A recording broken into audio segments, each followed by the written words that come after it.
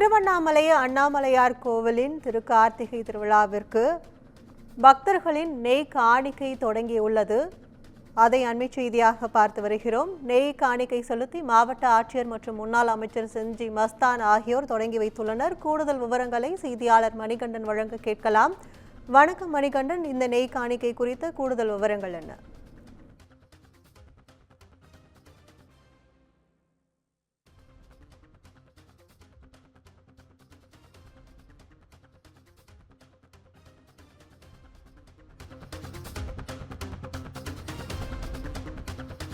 மணிகண்டன், இந்த நெய் காணிக்கை குறித்த கூடுதல் விவரங்கள் என்ன?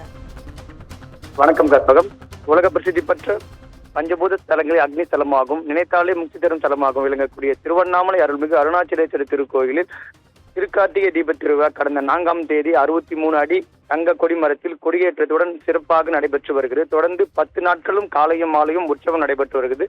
வருகின்ற 11ஆம் தேதி அதிகாலை அண்ணாமலையார் கருவறை முன்பு சரியாக 4 மணி அளவில் பரணி தீபமும், அதனைத் தொடர்ந்து அன்று மாலை 2668 அடி உயரம் கொண்ட தீபமலையில் மகாதீபம் ஏற்றப்பட உள்ளது.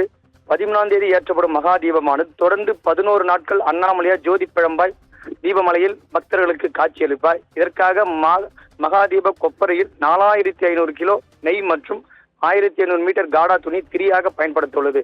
மகாதீபத்திற்கு நெய் காணிக்கை பக்தர்கள் செலுத்துவது ஏதுவாக அண்ணாமலையார் திருக்கோயில் ராஜகோபுரம் பக்கத்தில் உள்ள திட்டு வாசற்படியில் அருகே நெய் காணிக்கை விற்பனை இன்று மாவட்ட ஆட்சியர் தனது குடும்பத்துடனும் தொடங்கி வைத்தார். முன்னதாக திருக்கோயில் சார்பாக நெய்க்கு சிறப்பு பூஜைகள் செய்யப்பட்டது. தொடர்ந்து முன்னாள் சிறுபான்மைத்துறை அமைச்சர் KS மஸ்தான் தீப திருவிழாக்கு நெய்யும் அவரும் காணிக்கையாக தெரிவித்துள்ளார். தொடர்ந்து நேர்த்தியுடன் செலுத்தும் ஆன்மீக பக்தர்கள் நெய் குடத்தை காணிக்கையாக நெய் பணமாக செலுத்த பக்தர்கள் வசதிக்காக 1 கிலோ நெய் 250 ரூபாய் என்றும், அரை கிலோ நெய் 180 ரூபாய் என்றும், 1/4 கிலோ நெய் 80 ரூபாய் என ரொக்கமாக பெறப்பட்டுள்ளது.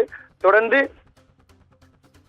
அன்று மாலை மகாதீபம் ஏற்றப்படும் தீப கொப்பரைக்கு திருக்கோயிலில் சிறப்பு பூஜைகள் செய்யப்பட்டு ஊழியர் மூலம் மலை உச்சிக்கு கொப்பையானது கொண்டு செல்லப்படுது. அதேபோல் மகாதீபத்துக்கு பயன்படுத்தக்கூடிய 1500 மீட்டர் காடா துணி திருக்கோயிலின் ஊர்வலமாக வரப்பட்டு 3ஆம் பிரகாரத்தில் உள்ள சம்பந்த விநாயகர் முன்பு சிறப்பு பூஜைகள் செய்ய நடைபெற்றது. தொடர்ந்து நாளை மகாதீபத்திற்கு பயன்படுத்தப்படும் 1500 மீட்டர் காடா துணியும் 2608 அடி உயரம் கொண்ட தீபமலையில் உச்சிக்கு கொண்டு செல்லப்படுவது குறிப்பிடத்தக்கது.